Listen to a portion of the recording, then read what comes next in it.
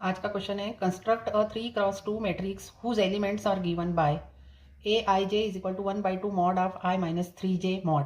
मतलब यहाँ पर आपको 3x2 ऑर्डर की मैट्रिक्स कंस्ट्रक्ट करनी है, मतलब जिसमें 3 रोज हो और 2 कॉलम्स हो। इस तरह की मैट्रिक्स बनानी है तो 3 रोज और 2 कॉलम होते हैं, तो उसमें total number of elements 3 into 2 मतलब 6 होते हैं। तो हम 6 एलिमेंट्स की 3x2 ऑर्डर की एक मैट्रिक्स बना लेते हैं जिसमें 3 रोज होंगी। देखिए ये फर्स्ट रो है, ये सेकंड रो है, थर्ड रो है, फर्स्ट कॉलम है और सेकंड कॉलम है। तो इसमें टोटल 6 एलिमेंट्स हैं, A11, A12, A21, A22, A31 और A32।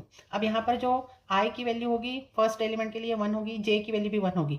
ये A12 के लिए I की वैल्यू 1 होगी और J की वैल्यू 2 होगी, है ना। इस तरह से यहाँ पर वेरिएशन होगा। तो I की वैल्यू जो वेरी होगी, टोटल नंबर ऑफ रोज 3 है तो I की वैल्यू होगी 1, 2, 3 और J total number of columns है जो कि 2 है तो J की वैल्यू होगी 1, 2, है ना। तो इस तरह से अब 6 एलिमेंट्स की वैल्यू हमको इस फार्मूले के हिसाब से निकालनी है। तो अब यहाँ पर हम कुछ इन 6 एलिमेंट्स में से कुछ की वैल्यू हम निकालेंगे, बाकी आप पॉज करके देख लेना और निकाल लेना। तो अब जैसे पहला एलिमेंट है A11 में I की वैल्यू 1 और J की वैल्यू 1 हो जाएगी। तो यहाँ पर हो जाएगा A11 is equal to 1/2 mod of 1 minus 3 into 1 that is equal to 3। तो 1 माइनस 3 का मॉड मतलब -2 का मॉड जो कि 2/2 होगा जो कि 1 हो जाएगा, है ना। इसी तरीके से अब हम A21 निकालते हैं, ये आप निकाल लेना। A21 में क्या हो जाएगा, I की वैल्यू 2 और J की वैल्यू 1 हो जाएगी। तो ये हो जाएगा 1/2 मॉड ऑफ 2 माइनस 3 इंटू 1 मतलब 3।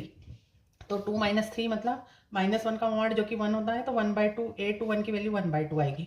अब हम A32 की वैल्यू देख लेते हैं। तो I की वैल्यू 3 और J की वैल्यू 2 हो गई। तो यहाँ पर हो जाएगा 1/2 मॉड ऑफ 3 माइनस 3 इंटू 2 जो कि 6 हो जाएगा। तो ये हो जाएगा मॉड ऑफ -3 जो कि 3 हो जाएगा, तो 3/2। तो इस तरीके से आपकी ये सारे 6 एलिमेंट्स की वैल्यू आ गई है, जो आप यहाँ पर मैट्रिक्स में पुट कर देंगे तो ये आपका आंसर आ जाएगा। ये आपकी मैट्रिक्स है।